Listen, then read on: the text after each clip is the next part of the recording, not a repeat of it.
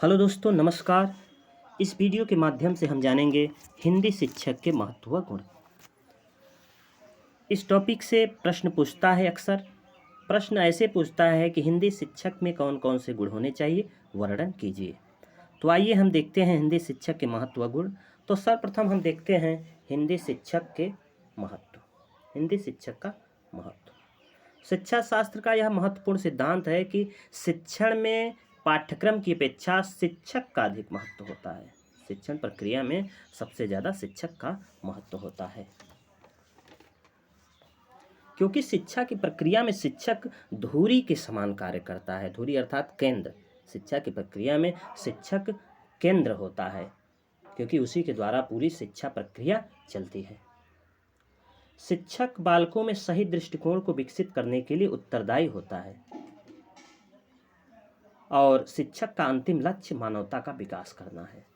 शिक्षक का अंतिम लक्ष्य मानवता का विकास करना होता है, जिसमें हिंदी शिक्षक की महत्वपूर्ण योग दे सकता है, अर्थात हिंदी शिक्षण का ही महत्वपूर्ण योगदान होता है। वही जो है मानवता का विकास अच्छे से करवा सकता है। रविन्द्रनाथ टैगोर ने शिक्षक की उपमा जलते दीपक से दी है।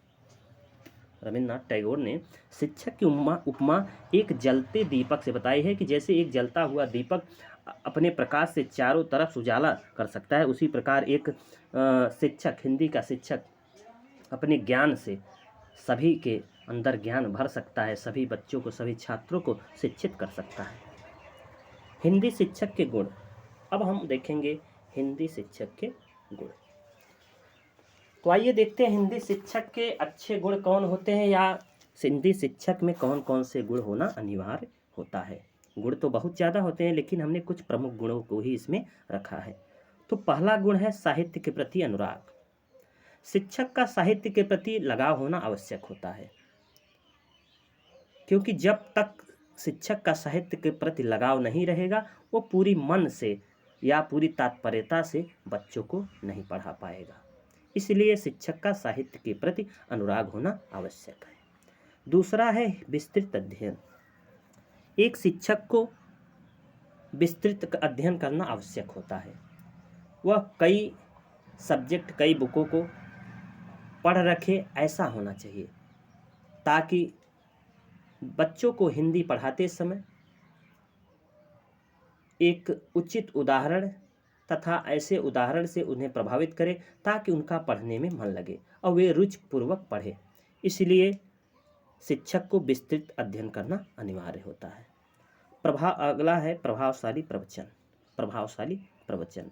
हिंदी शिक्षक का प्रवचन अत्यंत प्रभावशाली होना चाहिए, ताकि अपने सशक्त प्रवचन द्वारा वह सजीव वर्णन प्रस्तुत कर सके, व्याख्या कर सके, वह सरल भाषा में विद्यार्थी को उसके स्तर के अनुसार समझा सके। वही सफल शिक्षण होता है। एक शिक्षक ऐसा बोले, ऐसा प्रवचन करे, ताकि बच्चे प्रभावित हो जाए। अगला है अन्य विषयों की जानकारी। अन्य विषयों की जानकारी। अभी आपने देखा विस्तृत अध्ययन। अगर विस्तृत अध्ययन करेगा शिक्षक, तो अन्य विषयों की जानकारी भी होना आवश्यक है। मातृभाषा के शिक्षकों के सामान्य ज्ञान इतना होना चाहिए कि वह पाठ्य पुस्तक में यदि कोई तथ्य अन्य विषय से संबंधित आ जाए, उसको वे सफलतापूर्वक समझा सके। यदि कोई भी सब्जेक्ट या कोई भी विषय आ जा रहा है, तो वो बच्चों को आराम से, आसानी से समझा सके। इसलिए अन्य विषयों की जानकारी भी होना शिक्षक को आवश्यक है। अगला पॉइंट है सद्व्यवहार। हिंदी शिक्षक का दृष्टिकोण उदारता, सहिष्णुता व सहयोग से अनुप्राणित होना चाहिए। शिक्षक के संकुचित, अनुदार व सांप्रदायिक दृष्टिकोण का कुप्रभाव विद्यार्थियों पर भी पड़ जाता है। इसलिए शिक्षक को हमेशा उदार, सहिष्णु व सहयोगी होना चाहिए। अतः शिक्षक का यही कर्तव्य है कि वह अपने सद्व्यवहार द्वारा विद्यार्थियों को अपने जीवन में सद्व्यवहार के मूल्यों को उचित स्थान देने की प्रेरणा करे।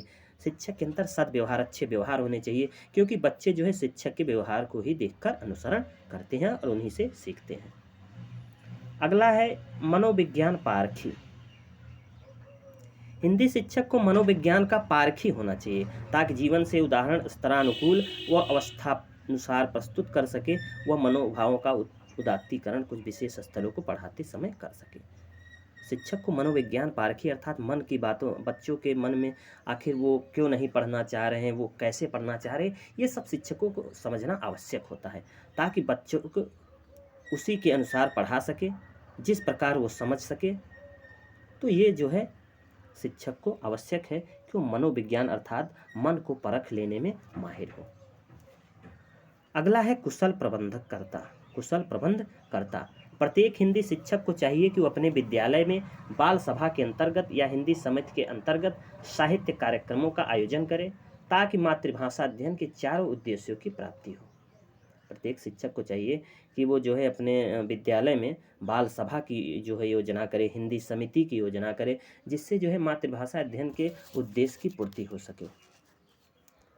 अगला है शिक्षण प्रवणता। अब ये शिक्षण प्रवणता क्या है, ये बहुत प्रमुख जो है पार्ट है। हिंदी शिक्षक को इस कार्य को व्यवसाय के रूप में स्वीकार करना चाहिए। उसे अपने कार्य में रुचि तथा प्रवणता रखना चाहिए। जैसे एक व्यवसाय, जैसे एक धंधा, बिजनेस को पूरी तन मन लगाकर व्यक्ति पूरी मेहनत से करता है, ज़्यादा पैसा कमाने के चक्कर में, या हमेशा मेहनत करता रहे। उसी प्रकार एक शिक्षक को चाहिए कि जो अध्ययन हो, बच्चों के लिए जो पढ़ाई हो, वो पूरी मेहनत से करे। ऐसी प्रवणता होनी चाहिए जो है एक शिक्षक के अंदर। विषय के प्रति रुचि होनी चाहिए। शिक्षक में रुचि तथा आकर्षण होना चाहिए। शिक्षण विधियों, प्रविधियों, सहायक सामग्री के प्रयुक्त करने की क्षमता होनी चाहिए। बाल मनोविज्ञान, शिक्षण सिद्धांत, शैक्षिक निर्देशन की विधियों का सही बोध होना चाहिए, और मूल्यांकन विधि तथा नवीन परीक्षाओं का व्यवहारिक ज्ञान होना चाहिए। ये सब गुण जो है एक शिक्षक के अंदर होना अनिवार्य होता है। अगर आप सबको ये वीडियो अच्छा लगा हो तो लाइक करें, शेयर करें और सब्सक्राइब करें। वीडियो देखने के लिए धन्यवाद।